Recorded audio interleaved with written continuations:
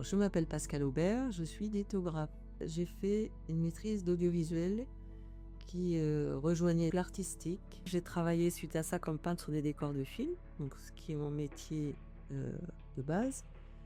La lithographie étant une passion que j'exerce depuis longtemps, mais qui ne me permet pas d'en vivre. Alors, la lithographie fait partie du domaine de l'estampe. Elle consiste à dessiner sur des pierres et imprimer sur des pierres. C'est un procédé d'impression à plat, c'est-à-dire que c'est pas comme la gravure où il y a du relief. C'est plus un médium de peintre que la gravure, je trouve. Ma façon à moi de la pratiquer, c'est je prends des encres, je fais beaucoup de lavis, et de lavis qui sont un peu spécifiques de la lithographie qu'on ne peut pas avoir avec la gravure. Et je laisse l'encre divaguer sur la pierre et j'impulse une forme globale et après le processus se fait, l'encre sèche et donne lieu à parfois des silhouettes totalement imprévues ou des accidents que parfois je garde, pas toujours.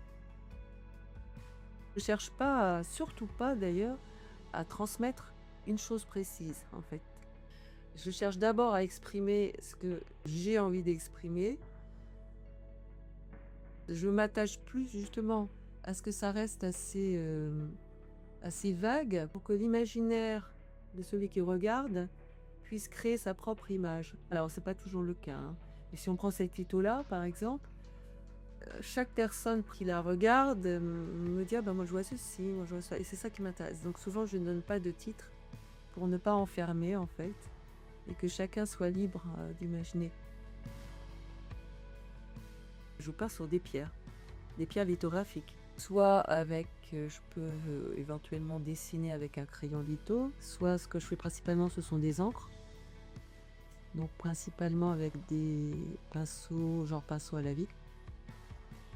Je peux aussi écrire avec un stylo plume que je trempe dans une encre, mais en fait ce sont toujours des produits gras. Le principe de la lithographie, c'est la répulsion du gras et de l'eau. C'est vraiment basé là-dessus.